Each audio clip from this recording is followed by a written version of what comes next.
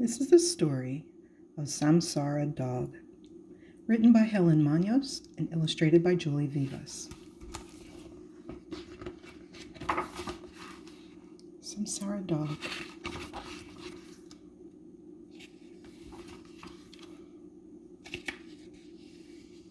For we are all travelers on the wheel of life. We halt, we pause, and take new births.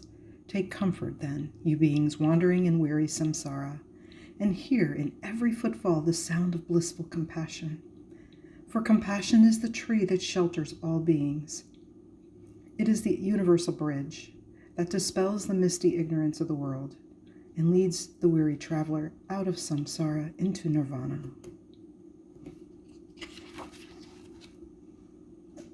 Samsara Dog lived many lives. Some of his lives were very long. Some lasted only a few days.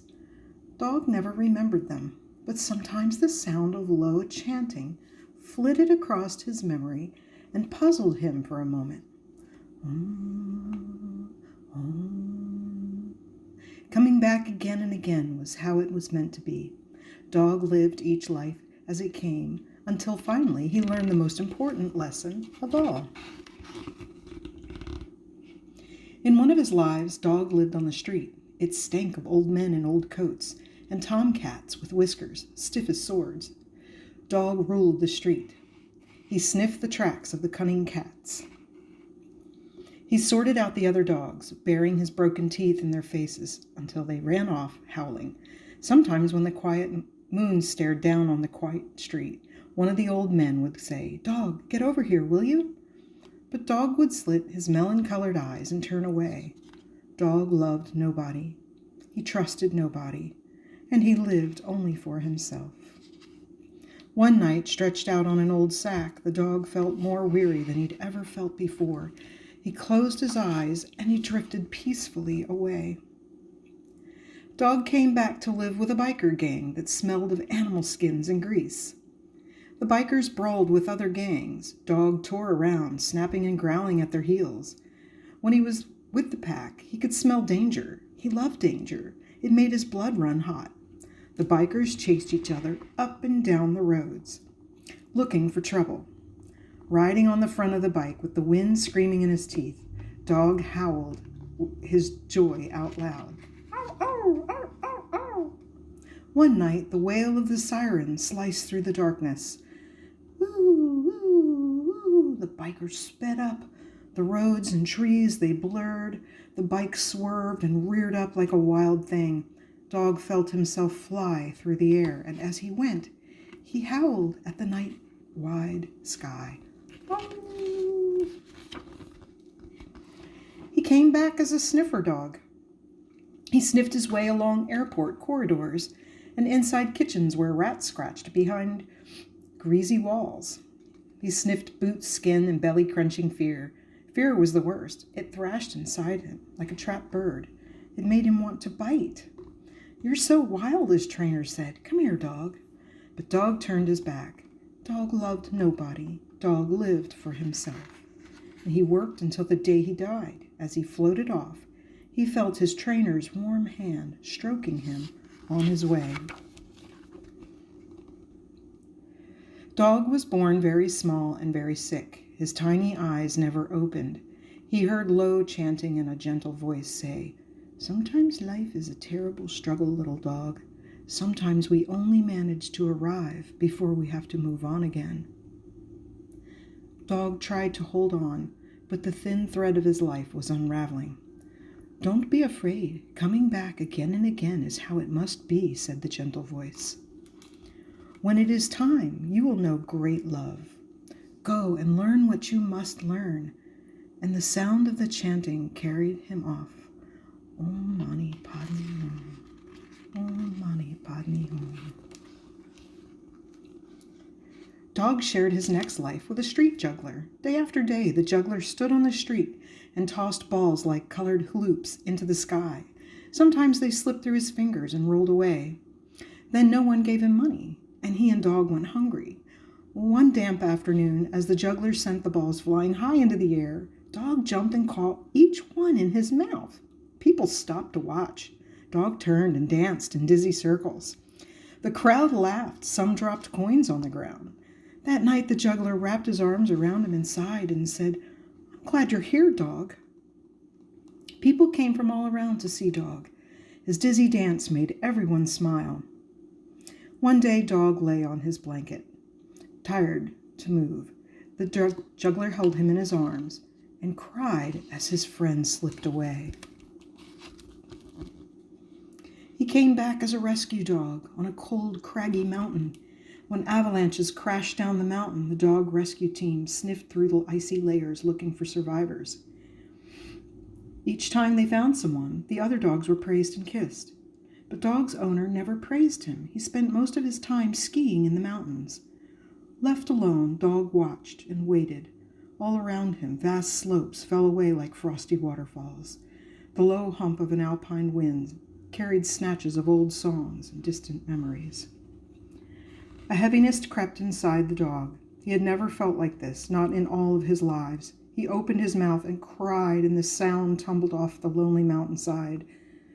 One night, Dog felt a familiar stiffness in his bones, and he whimpered. "Poor dog," his owner said as he knelt beside him. "You've worked long and hard, and I've never thanked you." He put his arms around the dog and kissed him on the nose. And with his last breath, the dog kissed him back. Dog moved through a tunnel of light into his next life, to a big house with 4 girls who just adored him. They dressed him in sunglasses, tiaras, and feather boas, and stuck stars in his hair. They fought to sit next to him and to have him sleep on their beds. They took him to ballet and taught him to do pirouettes. When the smallest sugar plum fairy fell sick with the chicken pox, Dog took her place and everyone laughed. Dog ate cream puffs, golden fudge, and chocolate whenever he wanted. His hips grew stiff and his stomach grew round. On the night Dog lay dying, the 4 girls held him and they cried. Dog was born again in a boat shed. His first memory was of someone singing. He crawled off to find the sound. La, la, la, la, la, la, la, la. The dog found the boy. The boy sneaked Dog into his bedroom. He gave him a biscuit. "I'm going to keep you, but you'll have to learn to eat everything. Mom says we can't afford a pet." Dog settled beside a fuzzy bear that smelled just like the boy's good smells. The boy was fast. He threw himself down sandhills. He tore through creamy waves that washed back on themselves. He hummed through the days like a kite, and tripping beside him like a small clumsy shadow was Dog. "You're my best friend," the boy said, and Dog's heart just galloped with happiness. At night, they squashed together under the blanket. The boy read stories until his eyes closed and his head tipped sideways. Curled up like 2 spoons, Dog and the boy caught each other's dreams. Dog grew strong. Soon he could run down the sandhills and swim through the creamy waves. One afternoon, when Dog was chasing a tribe of gulls, the boy flung himself on a sandhill and crashed to the beach below. Dog licked the sand off of his eyes and tried to help him, but the boy didn't move. When the first star appeared, people came and they carried the boy away.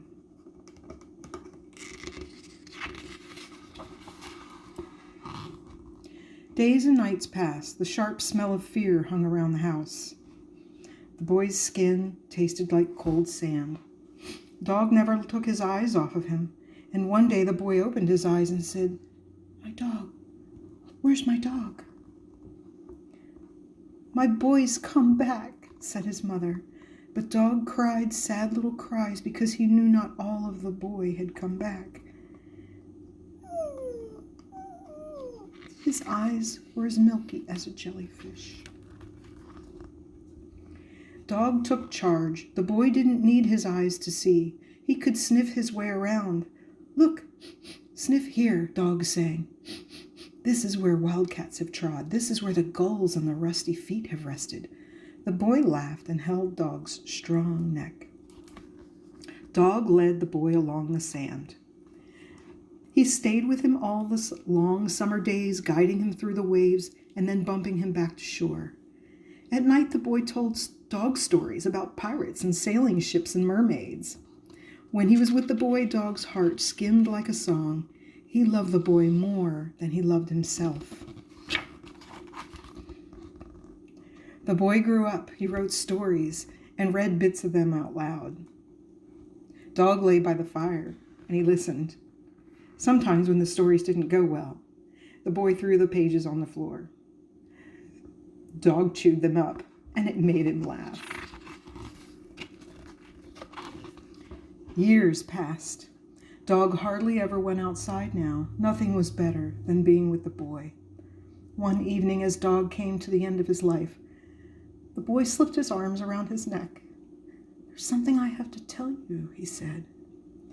"Once there was a dog that lived many lives. He came to live with a small boy. When there were only dark clouds in that boy's life, this dog gave him hope.